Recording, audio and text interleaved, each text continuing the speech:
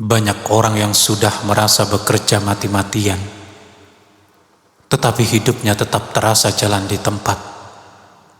Kebutuhan terasa mencekik, hutang menumpuk, dan ketenangan jiwa seolah-olah sirna. Padahal para ulama besar membocorkan bahwa ada 5 rahasia langit setelah subuh yang mampu membalikkan nasib dari yang sempit menjadi lapang dan membuka pintu kemudahan dari arah yang sama sekali tidak pernah kita duga. Apa saja kelima amalan pengubah hidup tersebut? Mari kita simak bersama-sama.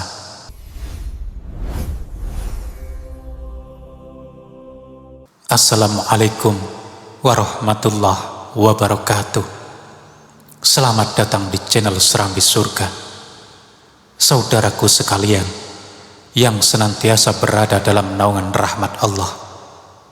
Akhir-akhir ini, apakah kehidupan yang Anda jalani terasa kian menghimpit?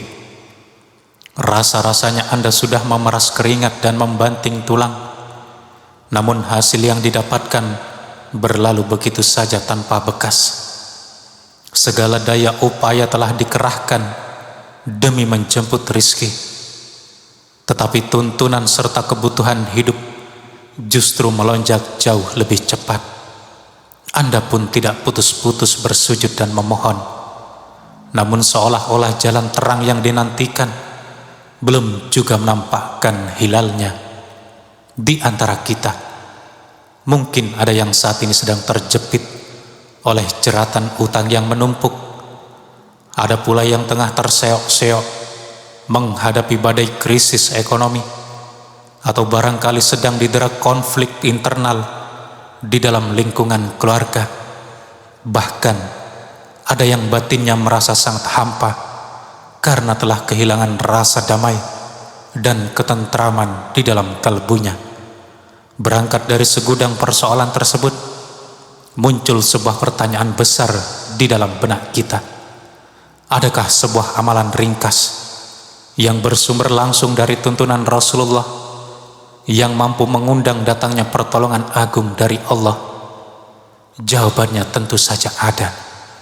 Ini bukanlah sebuah ritual yang rumit untuk kita jalankan, bukan pula sebuah amalan yang mengharuskan kita mengeluarkan biaya yang besar. Sekali lagi, amalan ini sama sekali tidak menyulitkan, tidak membutuhkan modal materi, dan bukan sebuah ibadah khusus yang hanya mampu dipraktekkan oleh kalangan ulama besar saja.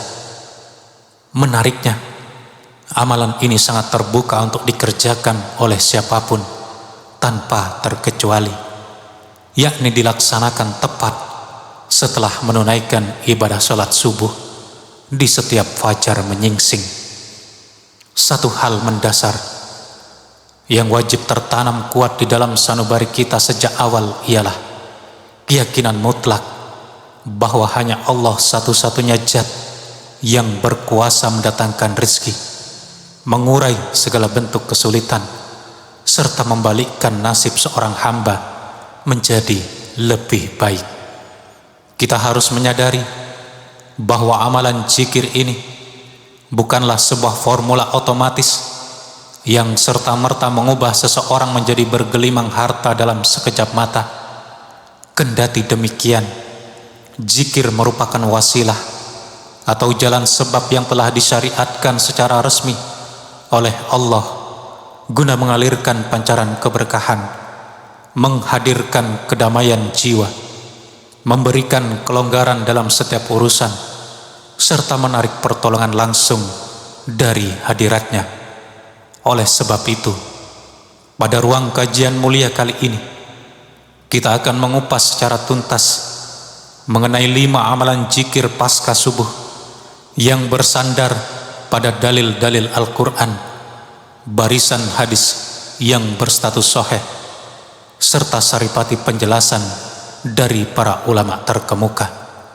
Semoga dengan mengamalkannya, ibadah ini dapat menjadi perantara terbukanya gerbang-gerbang kebaikan yang luas di dalam lembaran hidup kita.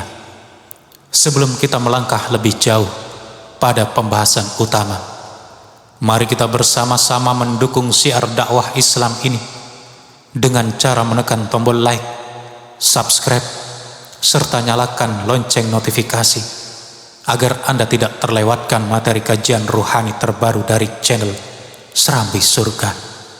Dan jangan lupa pula untuk menggoreskan untayan kalimat di dalam kolom komentar.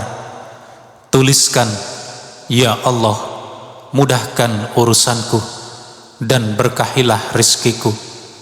Semoga tulisan tersebut menjelma menjadi untayan doa tulus yang turut diaminkan oleh para malaikat di langit.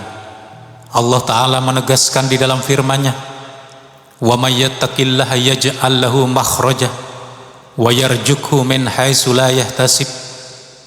Yang memiliki arti, barang siapa bertakwa kepada Allah, niscaya Dia akan memberinya jalan keluar dan memberinya rizki dari arah yang tidak disangka-sangka.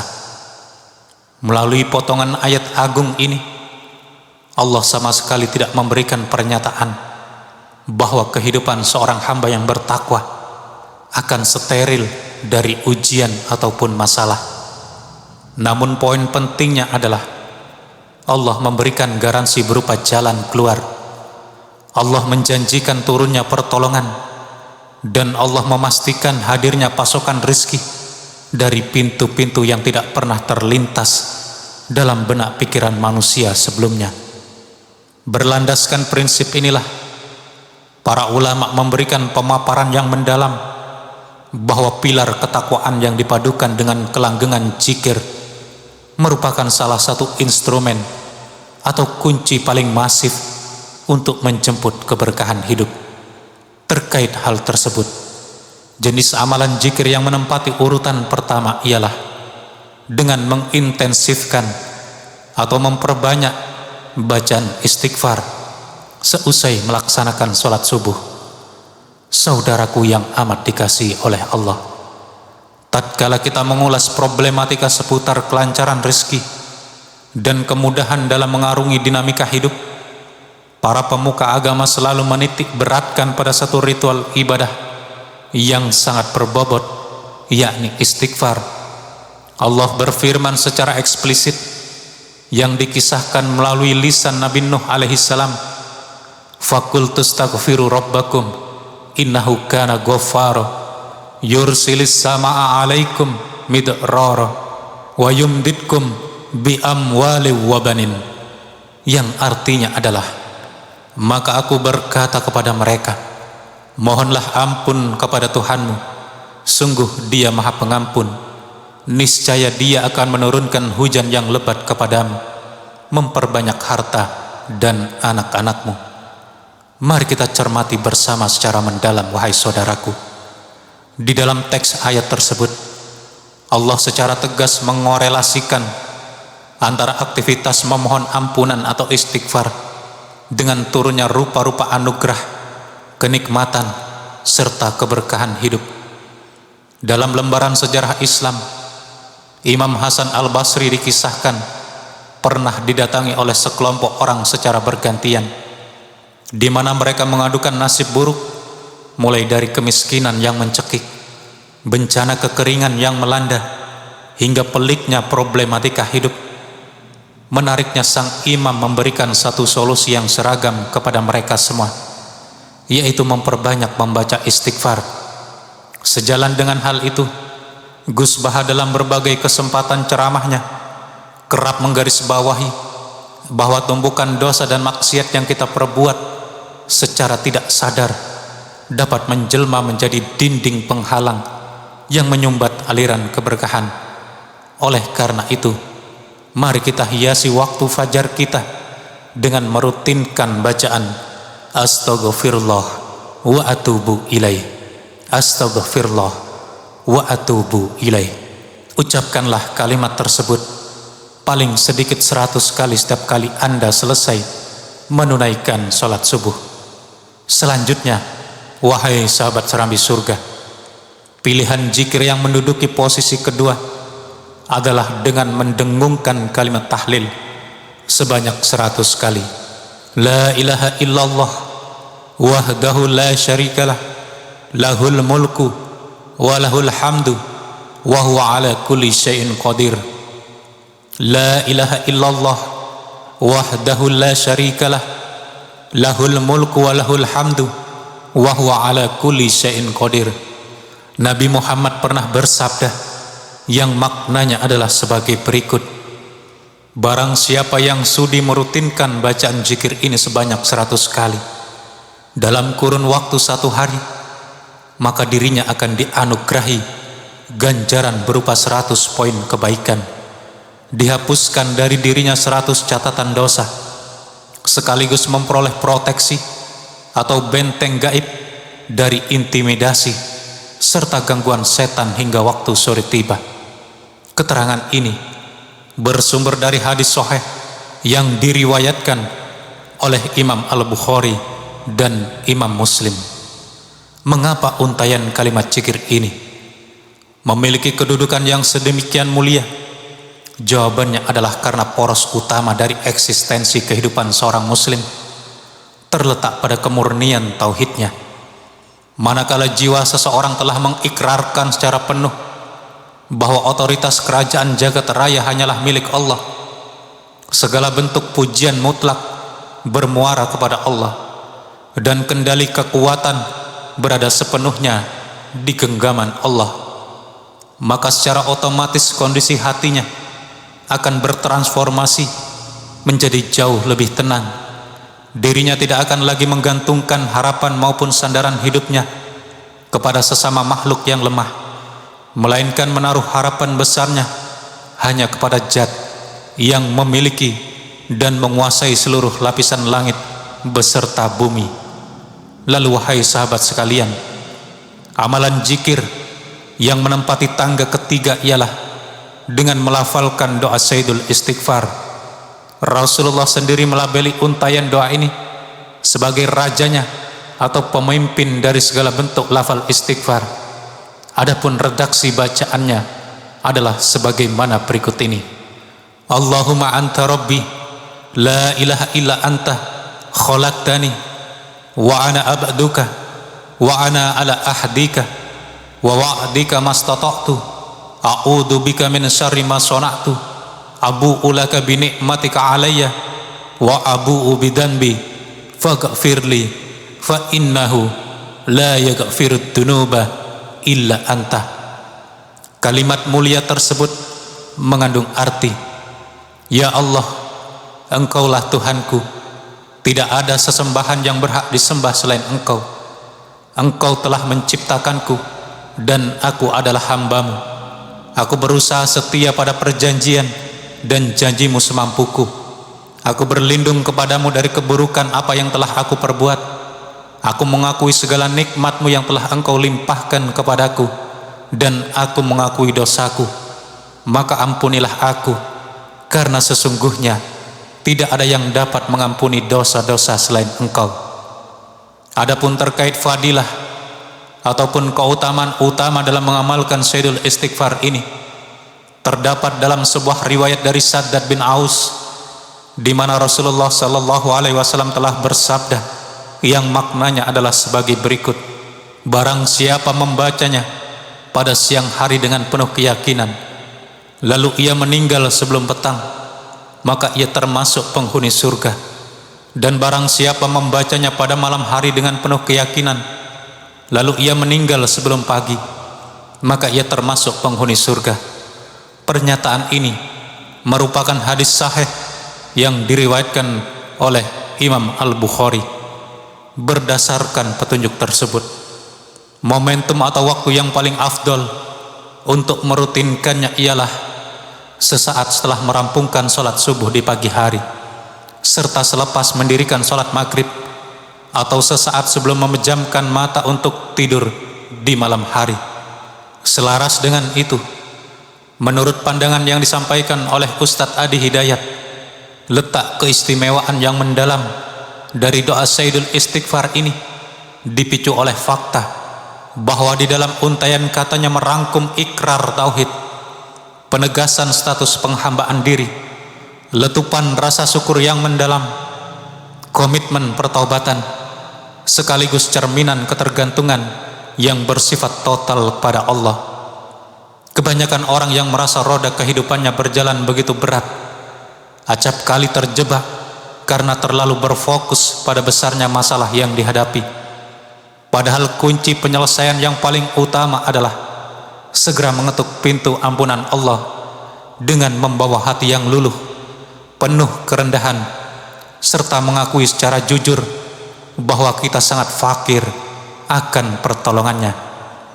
Kemudian selanjutnya sahabat, zikir yang menempati urutan keempat ialah melantunkan kalimat subhanallahi wa bihamdihi sebanyak 100 kali.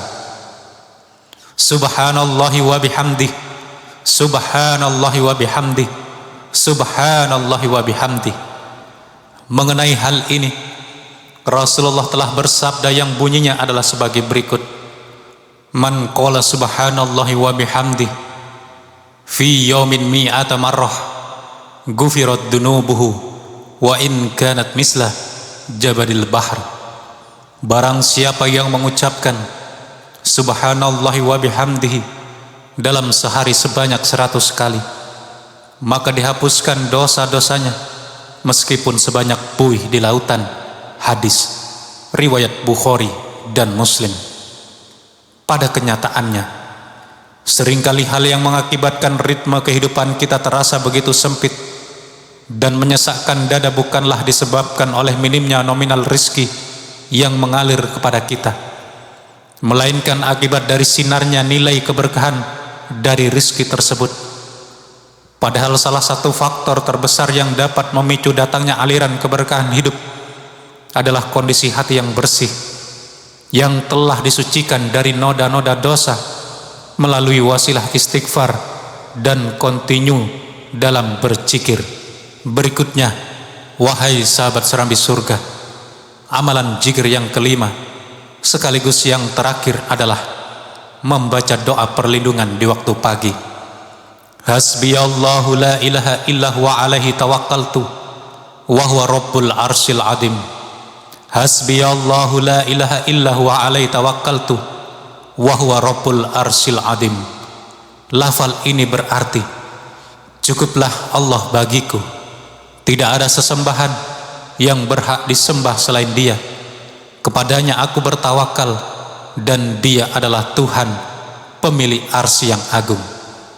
Rasulullah memberikan penjelasan berharga bahwa barang siapa yang bersedia membaca kalimat ini sebanyak 70 kali di waktu pagi hari serta sore hari, maka Allah sendiri yang akan menjamin serta mencukupkan segala macam bentuk keperluan hidupnya. Hadis yang mulia ini bersumber dari riwayat Imam Abu Dawud dan telah mendapatkan predikat atau dinilai hasan oleh sekelompok ulama ahli hadis. Maha suci Allah, coba kita bayangkan bersama secara mendalam. Alangkah indahnya jika setiap fajar menyingsing kita memulai langkah dengan pondasi keyakinan penuh bahwa Allah sudah lebih dari cukup bagi diriku. Sungguh betapa kokoh dan kuatnya benteng pertahanan hati seseorang yang dianugerahi prinsip keyakinan yang menghujam sedalam ini. Sebagai pelengkap pemahaman kita, mari kita simak beberapa catatan penting dari para ulama terkemuka. Paparan pertama datang dari Ustadz Adi Hidayat, di mana beliau memberikan penekanan bahwa aktivitas zikir di pagi hari bukanlah sekedar sebuah rutinitas formalitas tanpa sebuah makna, melainkan sebuah jembatan strategis untuk mengokohkan ikatan spiritual yang kuat antara makhluk dengan Allah, sehingga dengannya seseorang akan dibekali ketenangan yang luar biasa tatkala membentur aneka macam problematika kehidupan. Selanjutnya, Gus Baha juga ikut memberikan wejangan berharga. Beliau berulang kali mengingatkan umat bahwa esensi keberkahan dalam hidup sejatinya menempati posisi yang jauh lebih krusial ketimbang kalkulasi jumlah harta benda. Seseorang yang memiliki kedekatan intim dengan Allah akan senantiasa dihinggapi rasa berkecukupan di dalam jiwanya, kendati secara lahiriah aset atau hartanya tidak terlihat melimpah ruah. Di sisi lain, Buya Yahya turut memaparkan sebuah konsep bahwa zikir merupakan stimulan utama yang sanggup menghidupkan sel-sel hati yang mati. Tatkala kondisi hati seorang manusia telah hidup dan bercahaya, maka dirinya akan menjadi figur yang jauh lebih peka untuk bersyukur, memiliki cadangan sabar yang tak terbatas, serta diberikan ketajaman mata batin guna menangkap celah jalan keluar dari kemelut masalah yang sedang menjepitnya. Tak ketinggalan juga, Ustadz Abdul Somad juga kerap menyampaikan dalam berbagai majelis dakwahnya bahwa rutinitas zikir di waktu pagi laksana sebuah perisai atau benteng kokoh yang akan memproteksi seorang muslim dari paparan mara bahaya serta keburukan sepanjang hari tersebut berjalan. Saudaraku sekalian yang dirahmati Allah, barangkali selama ini kita semua terjebak dalam kesibukan yang luar biasa hanya untuk berburu kunci kesuksesan di luar sana. Kita menghabiskan energi untuk membidik peluang-peluang baru, melamar pekerjaan baru, atau merancang ekspansi bisnis yang baru. Namun di saat yang bersamaan, kita melupakan hal yang paling mendasar, yaitu memperbaiki kualitas hubungan kita dengan Allah. Adanya nasihat ini tentu sama sekali tidak bermakna bahwa kita dilarang untuk bekerja keras secara profesional, dan bukan pula berarti kita cukup berdiam diri di dalam masjid sembari berzikir tanpa melakukan aksi nyata. Namun esensinya adalah zikir bertindak sebagai motor penggerak kekuatan hati yang akan mengawal setiap peluh dan usaha lahiriah kita agar bernilai berkah serta diselimuti oleh kedamaian jiwa. Mari kita proyeksikan bersama, seandainya mulai esok hari Anda berkomitmen penuh untuk mengawal 5 jenis zikir fajar ini selama 40 hari berturut-turut tanpa terputus.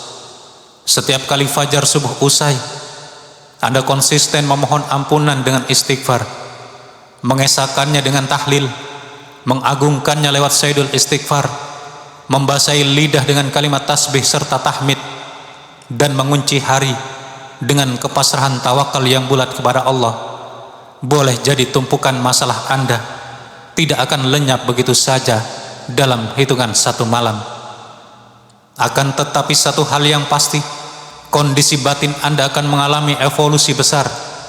Cara pandang Anda dalam menyikapi kerikil kehidupan akan berubah total, dan jalinan kedekatan Anda dengan Allah akan semakin erat.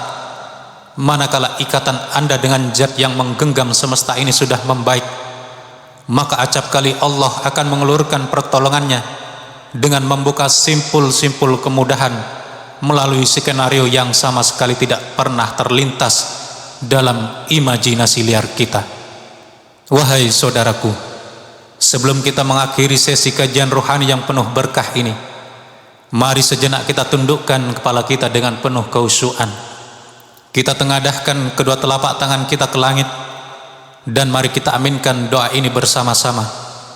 Allahumma ya Allah, wahai zat yang maha memiliki kekayaan yang tidak pernah habis dan maha pemurah kepada setiap makhluk, lapangkanlah ruang di dalam dada kami, berikanlah kelancaran dalam setiap jengkal urusan kami, hapuskanlah lembaran dosa-dosa masa lalu kami, serta alirkanlah keberkahan pada rezeki yang kami jemput.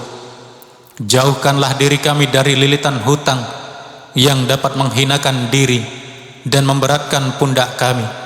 Selamatkan kami dari sempitnya roda kehidupan, serta bersihkan hati kami dari perasaan cemas yang menggelisahkannya. Ya Allah, hiasilah lisan kami agar senantiasa basah dan bergetar mengagungkan namamu melalui zikir. Anugerahkanlah kepada kami pasokan rizki yang berstatus halal, bermutu baik, berkuasa luas, serta syarat akan nilai-nilai keberkahan.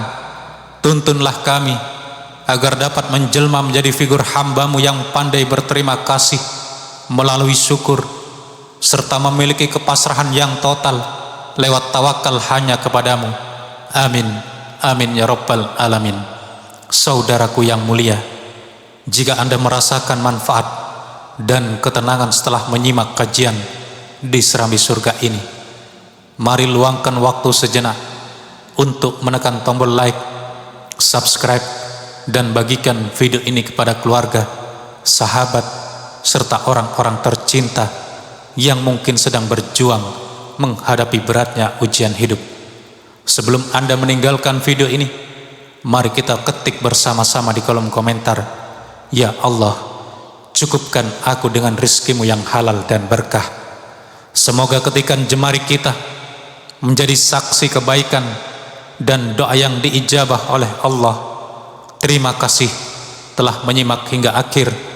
Semoga Allah senantiasa mengkaruniakan keistiqomahan dan melimpahi seluruh aspek kehidupan kita dengan keberkahan yang hakiki. Sampai jumpa di video penuh berkah berikutnya. Wassalamualaikum warahmatullahi wabarakatuh.